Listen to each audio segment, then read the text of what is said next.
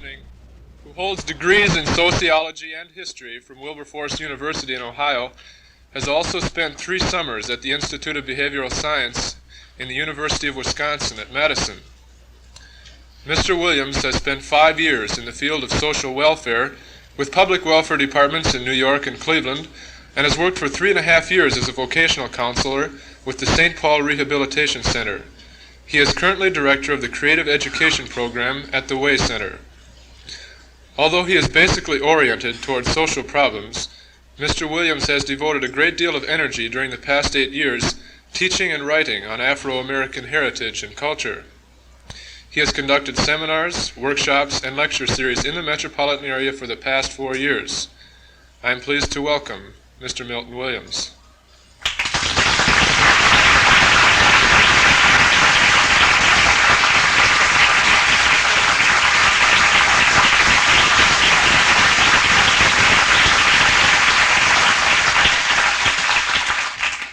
Thank you. I would like to just make a few at-random comments reflecting some of my visions on what we call education before we get to the nitty-gritty. I don't think one has to be a world traveler to learn that there's an extraordinary degree of human nature which is pretty much the same all over this country.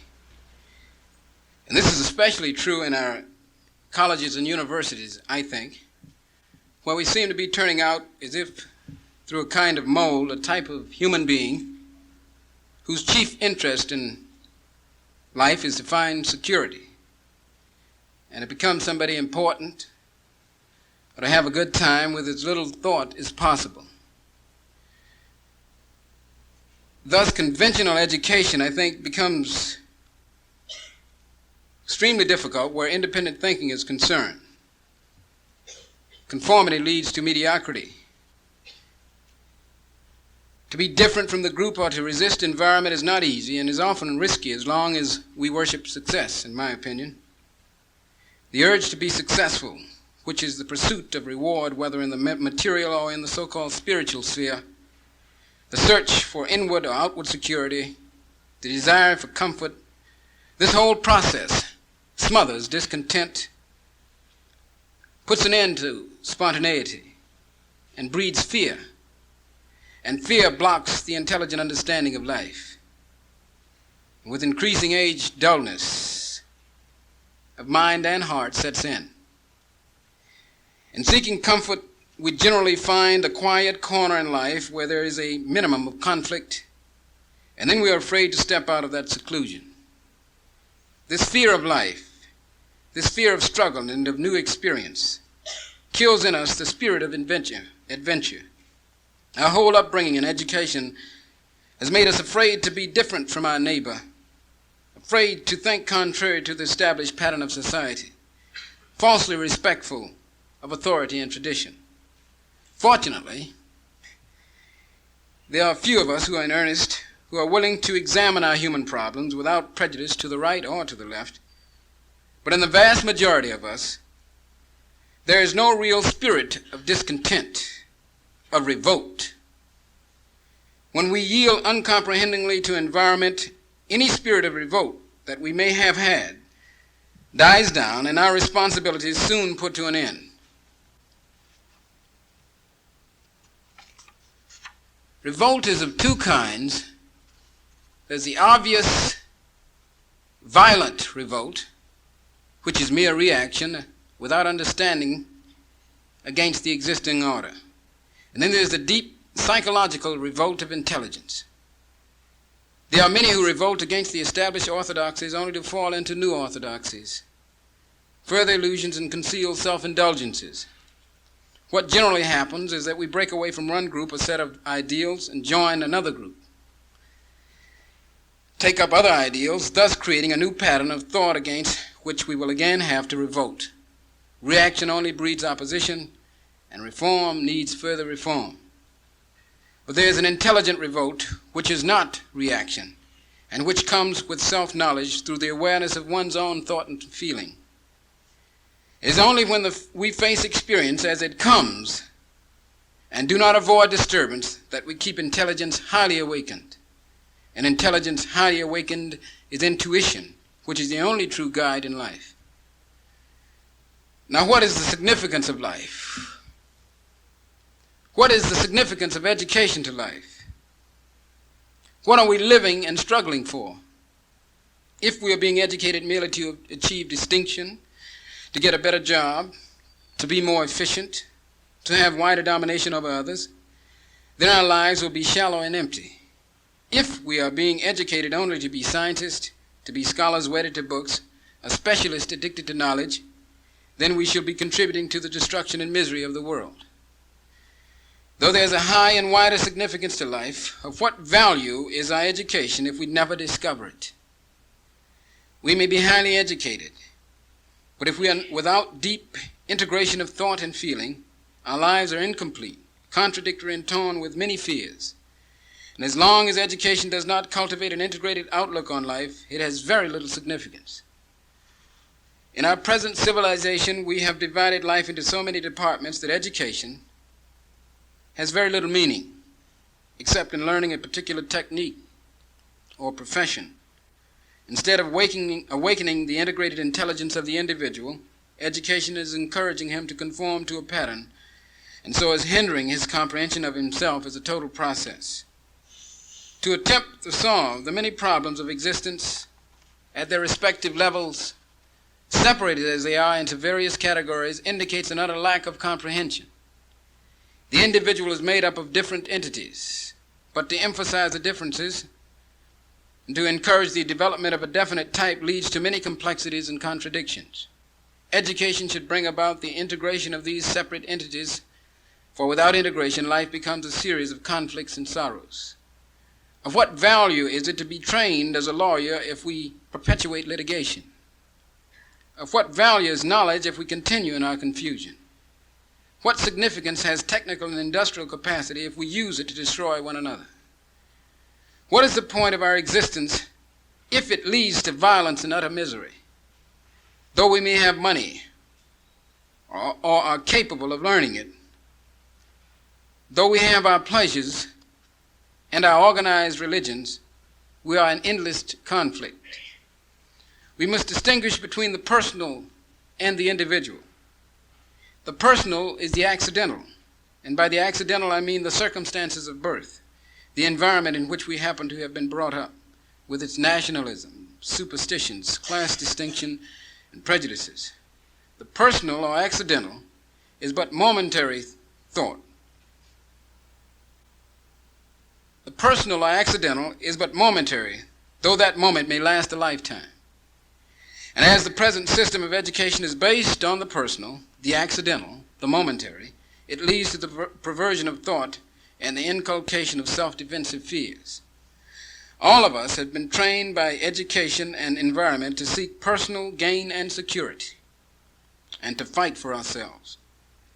Though we cover it over with pleasant phrases, and have been educated for various professions within a system which is based on exploitation and acquisitive fear, such a training must inevitably bring confusion and misery to ourselves and to the world, for it creates in each individual the psychological barriers through which separate and hold him apart from others, his fellow man. Education is not merely a matter of training the mind. Training makes for efficiency, but it does not bring about completeness. A mind that has merely been trained is the confrontation of the past, continuation of the past. And such a mind can never discover the new. That is why, to find out what is right education, we will have to inquire into the whole significance of living. To most of us, the meaning of life as a whole is not of primary importance, and our education emphasizes secondary values, merely making us proficient in some branch of knowledge.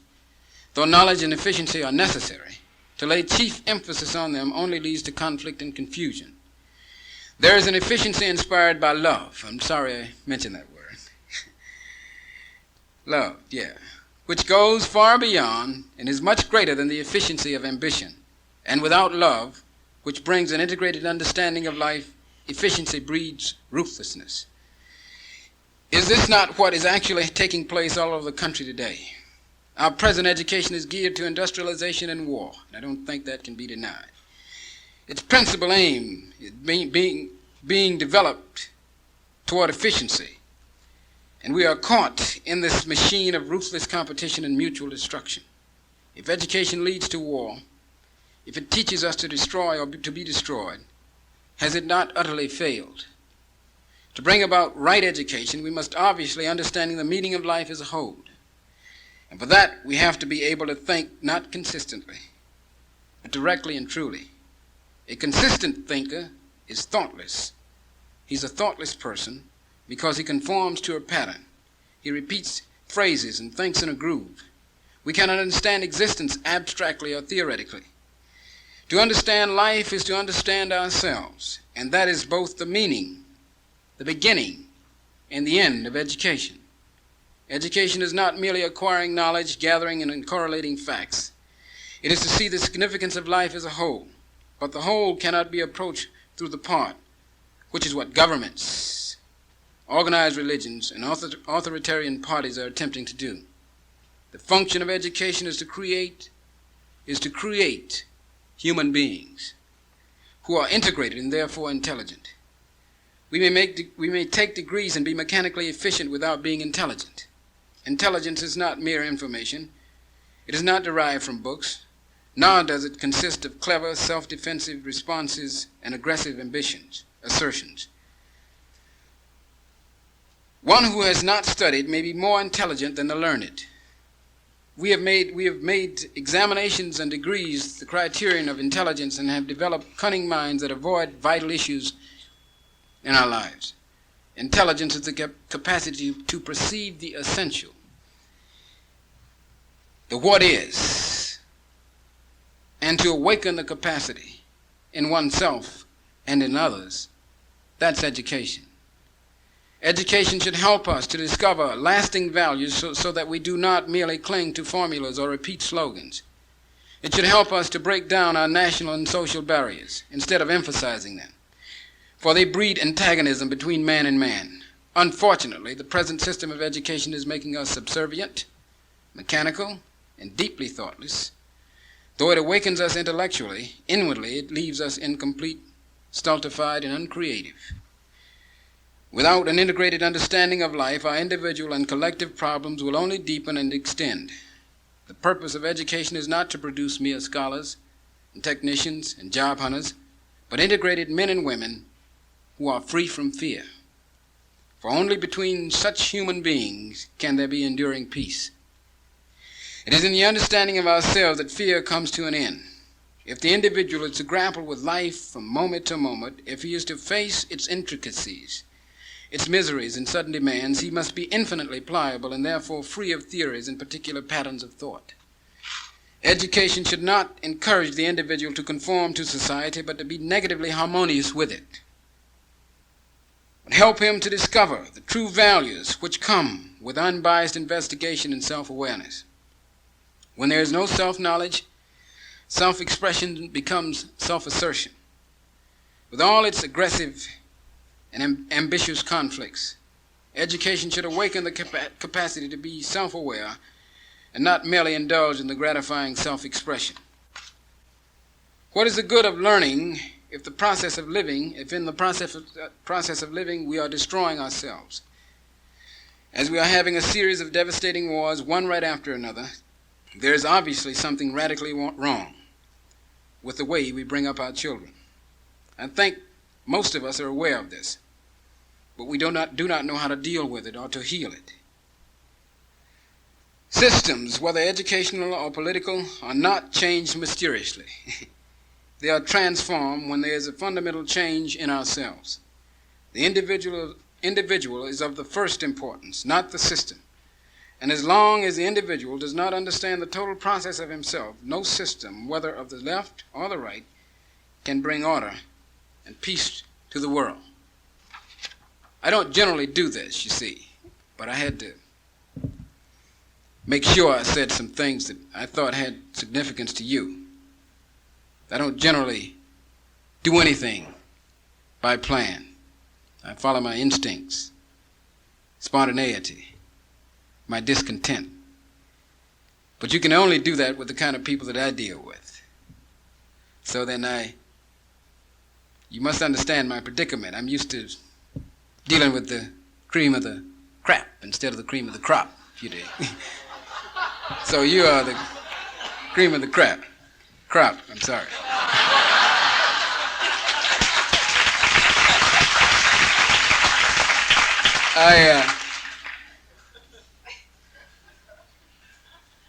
I thought we'd get that out the way real quick. Like, I'm not an academician and I don't try to be one. My whole interest in history and other things is social. If you stretch the point, you might say that I'm a social historian. I only use it insofar as it has relevance to being useful tools in human relations.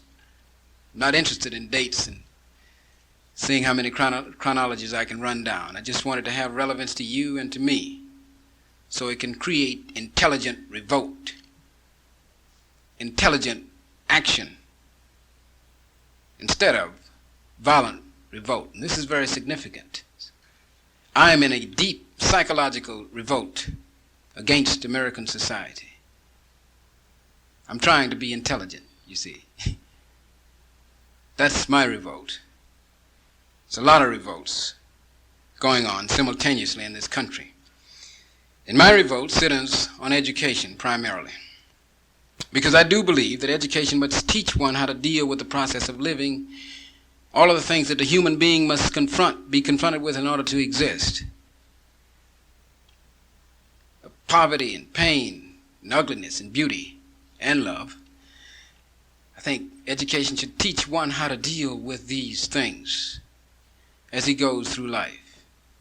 I've heard it said that education should be the art and science of making human beings, of teaching responsibility to oneself, for oneself, and to others. I think that's the essence of it. It teaches us how to live together. Theoretically, this is true. But unfortunately, when the folks set up the educational system in this country, it was not based on the recognition of humanity, of the complexity of humanity. And so I think that most people in this country today, be he black or white, Mexican, Indian, or whoever, is not being educated. You're not educated if you don't understand what it means to relate to another human being. And most of us do not. We emphasize the opposite, the differences between ourselves. Ostensibly in this country, it is racism. Racism is in the educational institutions of this country from top to bottom, inside out, upside down, any way you want to look at it. It's a racist-oriented educational system. It has dehumanized nearly 30 million black people in this country, 5 million Mexicans, 1 million Indians, and all other shades in betweens. Because in this process of education, the humanity of these people is not recognized. It's racist. And you can't begin to understand anything about what's going on until you understand the human weight and complexity behind what you see today. This violent revolt, reaction. They're reactionaries. That's what it all is. These are demonstrations.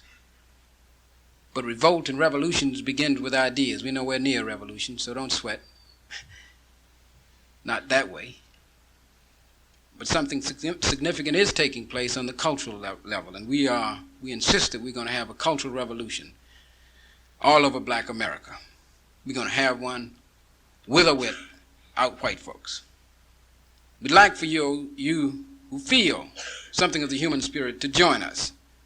But if you're going to have all these hang-ups, and fear of the unknown, of the new, of adventure, of new experience, then we're going for ourselves. But our revolution is a basic appeal for the expansion of humanity. That's what it is. We want for the new rebirth of mankind. Worked out to its ultimate logic, this is what we're talking about. But we must begin with ourselves, and we'll begin by revolting against the educational system of this country, which fails to recognize the humanity of black people.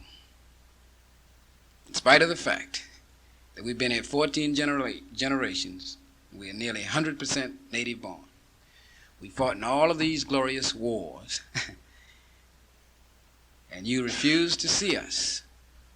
You go through a 12, 14, 16, sometimes 20-year experience of education, and you don't see me in the Revolutionary War, at the Battle of New Orleans in 1812, at the Alamo, in the Civil War, where over 500,000 of my antecedents participated. Put the flag up on San Juan Hill. Broke through the Rhine in World War I. World War II all over the Pacific and Italy. Pork chop hill. That's an interesting word. I'd like to get into that sometime. And this thing, whatever you want to call it now, that's going on in Southeast Asia. A non-entity in American life. When we examine the human interaction of the people in this country historically, I don't exist. So you can't know me. And Ralph Ellison was quite right that we're invisible people. We're said to have beating hearts and living affections, but you refuse to see me. And you cannot. You haven't had a chance, you see. You got to understand what racism means. Let me tell you what I think it is. It's a philosophic disease. It's a part and parcel of the warp and woof of American life, institutional life.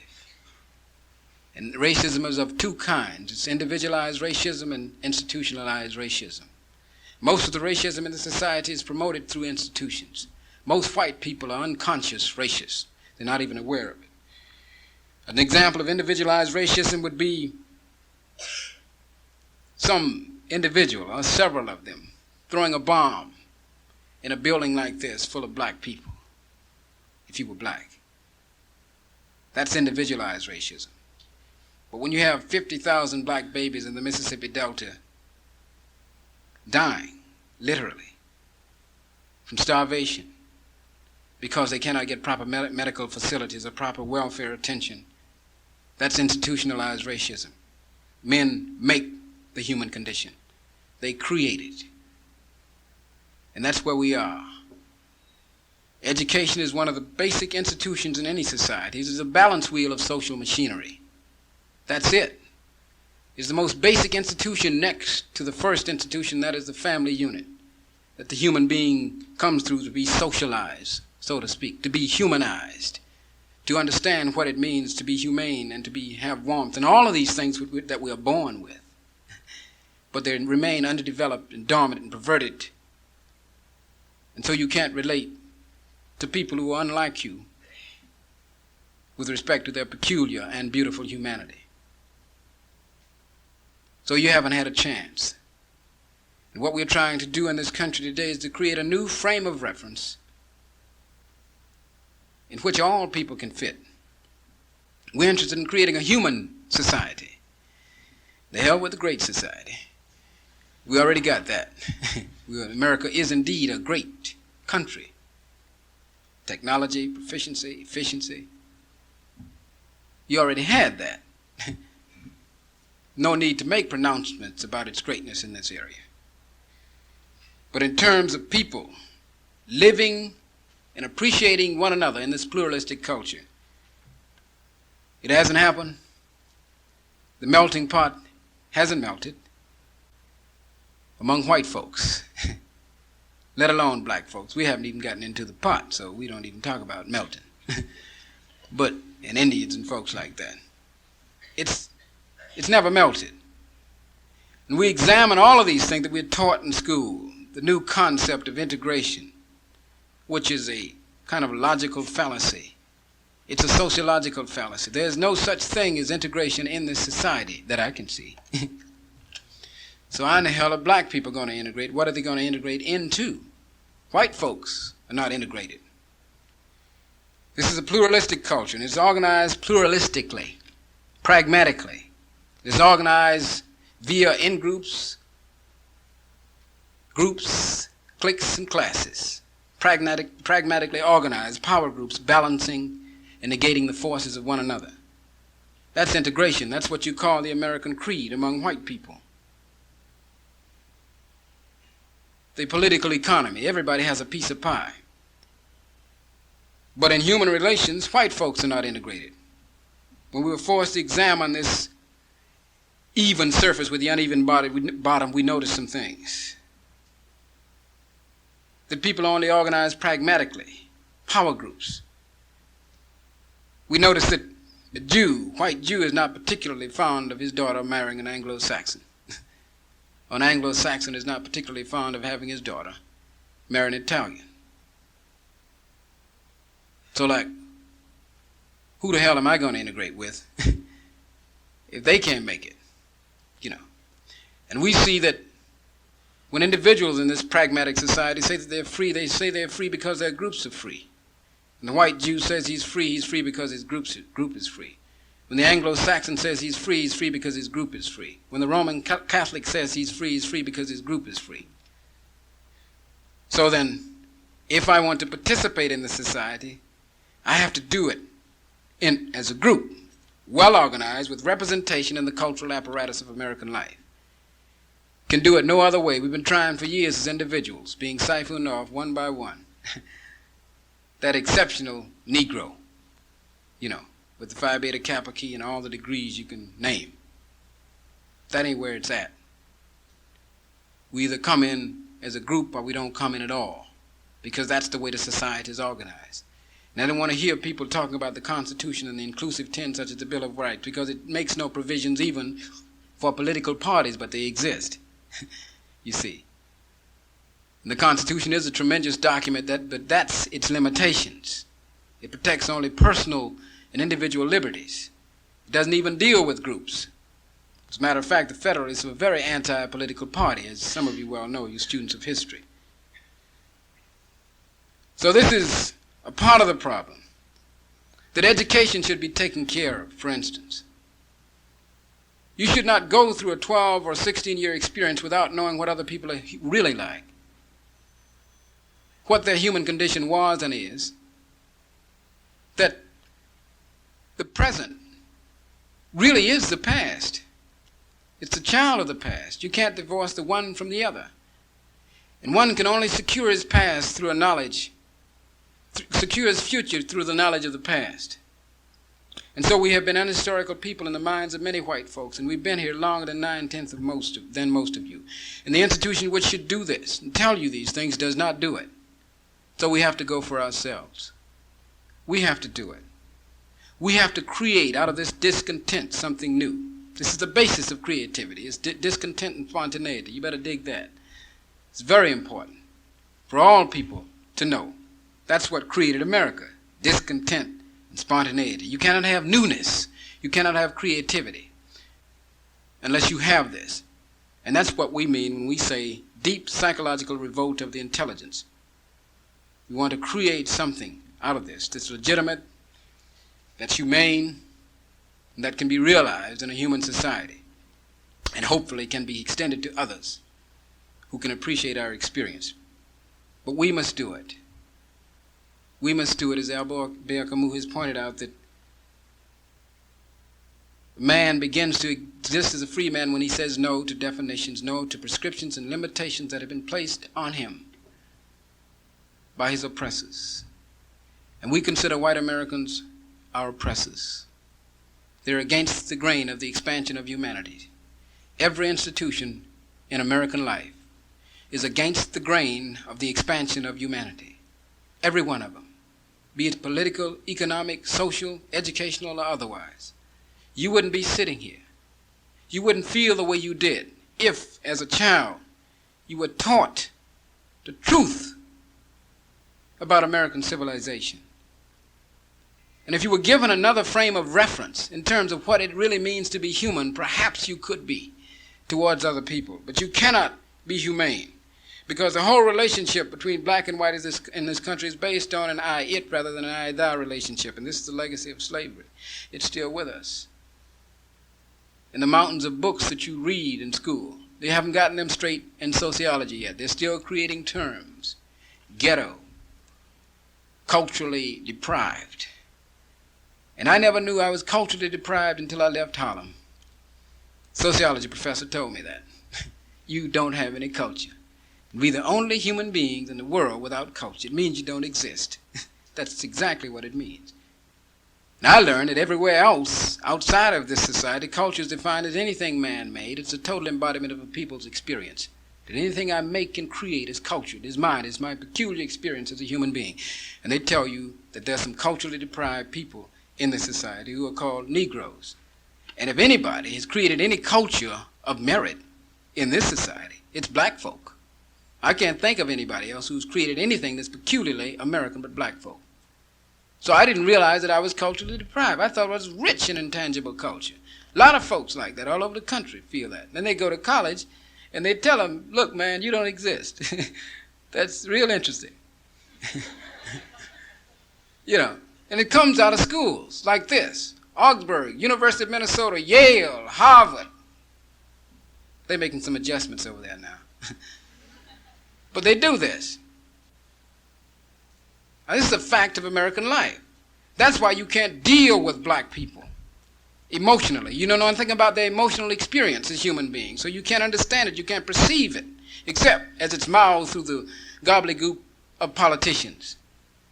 And those are the most dangerous people in the world in terms of articulating what the human equation is all about. They are incapable of doing it because historically we have meant so much to the political machinery of this country in terms of a football to play with, you see. And so they can't be honest or earnest about dealing with us as human beings. And they never have. So I'd like to challenge young America. If you really believe in creating a human society, I believe that you can do it. Only you can do it. I think some members of the older generations are incapable of doing it for a number of reasons. They have too many moral hang-ups. They're responsible for all the moral hang-ups that we have today. Some of you still have a chance who have not been deeply infested with the gracious concept of what it means to live. There's a chance for you, and I'm serious about this. And folks, look at folks like me and think you're crazy, you know, because you see there are two views of reality. You have the bird's eye and I have the frog's eye. So we better meet at the crossroads and find out what reality really is. But people have been taught that they are secure, and this security is really based on fear, not breaking out, not adventuring, not trying anything new, not discovering. That's what all these institutions do. This is why we have no moral tone in the society from religious life of the country, because it's basically racist and it has an educative function which it does not perform. It's as important as the schools. Reflect on that for a minute. That here are some people who are as American as cherry pie in terms of the involvement of the American society, and you know nothing about them. You can't understand them. They won't even put us in the history books. There's no period in American history in which that we haven't been involved in a significant part of it. In every period in American history. You know, it really sometimes want to make me cry when you really understand what history is. I mean, it's a human experience, and it's all right. We have a history of a political and territorial state, and suppose it had to develop like that. That's white nationalism. That's what you get in this tourist guide of textbooks that you taught in high school. But I look at a part of American history that perhaps is the most celebrated part in our nation's background. I was reading some notes the other day, some old notes I had from about 5 years ago on the cowboy movement in America. And, you know, celebrating the cowboy movement, which is the most lionized movement of our mythical past, you know. Wasn't half so big as most folks think. It only lasted 3 decades, last part of the 19th century. Roughly 30,000 people were involved in it. And an overwhelming amount, disproportionate in terms of their relation to the population, were black folks. And I can remember about 5 years ago when Sammy Davis played a TV role as a cowboy. Folks were astounded. There can't be no colored cowboy. That's very real. There were over 5,000 of them. They won the West. The earliest cowboys were black from East Texas. Nearly half of East Texas, or East Texas, was a slave area. The early Bronco riders. You got the bad men. One of the most lionized black cowboys in history turns out to be white. His name is Deadwood Dick. They made a lot of movies about him. And Isaac Rogers. And Bronco Sam. This is what we celebrate about American experience. But when history became myth and legend, we disappeared completely. Now, you do have other remnants of other racial groups. You even have the little Chinese with the pigtail. There's always the cook who was out there. And the Mexican and the gringo. And occasionally, of course, the Indian. We're still killing him. You know, classic scene. And all of this experience, one of the most renowned cowboys in history, just died in 1932. His name was Billy Pickett. He rode with Will Rogers for 20 years. He put the rodeo on the map in Europe and in Madison Square Garden. The first rodeo in the Madison Square Garden. There he was, Billy Pickett, stomped to death by a horse, and my old man, 70 years old. We got pictures of these folks. And you never knew they exist. Now that's human weight and complexity of the way America really is or really was and is today. But look what people have done to it. Look how they have distorted reality in your minds to make you think that cowboy means, and this is the excerpt that you take out from the classic scene of the West. This is John Wayne and his two nieces, you know, defending a wagon train against 5,000 charging Indians. And they wipe them all out without reloading the guns. Very interesting. You know, I always say about you never know what to expect out of a Western now. You know, any day now I look for Ben Cartwright to run Rap Brown clean off the Ponderosa, you know. It could happen the way they fix them up, you know. But look what happens, and it distorts your concept of reality. Now, this is something we all can relate to. Emotional, the most lionized hero, folk hero, in American folklore is the cowboy. A disproportionate number of them were black. As a matter of fact, there was only one ethnic group larger than the black people, and this was the Southern Cracker. This is who made the cowboy movement from Texas. That's where it started. And everywhere you find the Southern Cracker, you find black folk. Remember that. And that's who it was. He was greater in numbers than northern whites or even Mexicans or Indians in that part, and the cowboy movement itself. But look what happens. And that was only yesterday.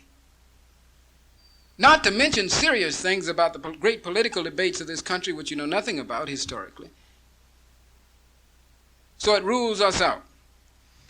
So we begin to see that we have to develop and interpret our own history, because we realize the importance of history, be it factual or romantic. It has great, deep psychological meaning to people. We realize that if you give a man a history, you must give him a personality, and if you extend to him a personality, you must extend to him humanity. And if you recognize your humanity, that means you also recognize mine, and there's a limit to what you can do to me and keep a clear conscience. That's the importance of it. So we're unhistoric figures in the minds of white people, so you cannot relate to us.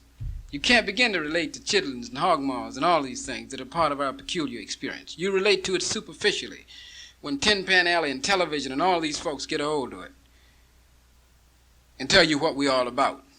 And they don't even understand it themselves. The challenge to you is to begin right now, if you want a human society, to question the curriculum right here in this school about what they're teaching you. And you can extend it to anything, not only with black people, but communism or Viet Cong or anything. Tell me what these things are. Really. I want to know. That's the beginning of freedom. That's the beginning of justice and equality. There are a couple of things I'd like to say before I close concerning something I read about 5 or 6 years ago, which really makes a very important comment on the emotional life of America in terms of the sickness, the disease of racism, of which all of us are victims. I'm a victim of it too. See, because my only frame of reference is race, I have no other alternative, you see. So one makes me racist in turn, in terms of reacting to racism. But really, we're a sick society. Most of the people in here are affected by it, black people mostly. in terms of an obvious way, but I think whites are in a more subtle and a more synthetic way, or perhaps more affected by racism than black people. And it grows out of these things that I was alluding to, the lack of recognition of one's humanity. About 5 or 6 years ago, a group of people very much like yourself, who happen to have been New York school teachers, invited the Afro-American expatriate James Baldwin to come and talk to them as to how he felt about the so-called Negro problem. How did he see it as a black artist as opposed to the politicians, the black politicians and all these people who fight year in and year out about civil rights bills and housing and all this jazz? How do you feel about it, Mr. Artist, whose function it is to go beneath the surface and deal with reality rather than just plain facts? And Baldwin said something very interesting in his very long text to these school teachers. And New York has about 55,000 school teachers, 600 of whom are black. So it gives you something of the genetic composition of the crowd which attended his meeting. About 5,000 of them were there. And he had a long text, and a part of it really struck me and stuck with me ever since I've read it. And it describes a lot of the way I feel emotionally, if not intellectually, about what this whole thing is. How I see this illusion. It's a fantastical illusion which we mistake for reality. He said a lot of things, but among them, and I should like to quote some of the things that Baldwin said. For those of you who are not familiar with Baldwin, he's made a tremendous contribution in the area of provoking creativity among certain white persons, namely the creative intellectual among white people. He said, and I'm quoting a number of things, he said, "When I was writing in Paris, I came to understand that the American white man has long since lost his grip on reality. When I saw them over there buying everything and insulting everybody. And the tragedy of it was that they didn't even know that they were insulting people. And then I remembered that this was the way it was with me when they insulted me. They didn't mean it, but they simply didn't recognize that I was human. I'm still shocked by the fact that most white Americans sincerely believe that the country was settled by Gary Cooper. And as far as I can tell, they still elect their political leaders based on how closely they resemble Gary Cooper. When I was very young, I came to understand that some mistakes had been made, some lies had been told. A lot of things that I was taught about me simply was not true. For instance, I'm not happy. And I never touch watermelon for all sorts of reasons. And I'm not a nigger. Because if I'm a nigger, it means that there's something basically wrong with you. You created something you needed. And whatever a man creates is basically an extension of himself. If you are compelled to lie about any aspect of anybody's history, you're therefore compelled to lie about it all. And this means that if I'm not what I've been told I am, then you're not what you've been told you are either. If, in some miraculous way, the public school curriculum could be changed tomorrow, and the real role of the American black man can be revealed, you would find that you'd not only be liberating the minds of black Americans who know nothing about their history, but you'd also be liberating the minds of white Americans who know nothing about their history either. If I were teaching in this school where there were black kids, or any other school where there were black kids, I would try to get them to understand that the street that they live on, the house that they live in, the jobs that their parents go to, the schools that they go to, and the policeman on the corner was all a part of a criminal conspiracy to destroy them. But I would further try to get them to understand that the world is much bigger, more beautiful and more terrible than anything that they could ever imagine, but it's basically bigger, and it's there for them to explore. So where we are today is that you've got a whole country convinced that I'm a nigger, and they believe it, and I don't, and now the battle is on. The real threat to the destruction of America today is not Castro's Cuba, or Mao's China, or Khrushchev's Russia, but the sad and simple fact that Americans have become victims of their own propaganda, their own brainwashing, their own lies. So then, if you have to convince yourself that I hold all that cotton in Georgia and in Alabama and in Mississippi simply because I loved you, then you've done something terrible to yourself. you're surely mad. You're insane, unquote. I believe that folks, when I was going out to lunch, they're crazy, collectively. That's what it means. They cannot accept reality. In education, incidentally, it is the essence of what is, not what ought to be. It's the substance of things. That's what's supposed to be taught. And that's a great, and any educator out here, I would argue and debate that with him and let him dispute with me that the fact is that education is based on what is, not what ought to be, not what should be, not ideals, but concepts. Ideals can be very dangerous. What is? That is reality. So we want to spearhead a revolution in education in this country, beginning with ourselves. We want to educate ourselves. I have to know myself. Self-knowledge is the beginning of that. And understand what I'm all about. And extend my humanity to you. We're going to do this. Die trying.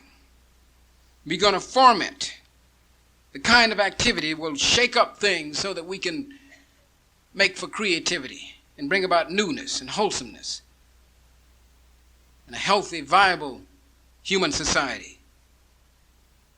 And you won't have to write laws and things and stuff like that. All you say, what's a human being? He has a beating heart and living affections. That's enough for me. He has all the emotions from the tranquil to the passionate, hostility, affections, loving. You know, the whole ball of wax. That's what we're all about.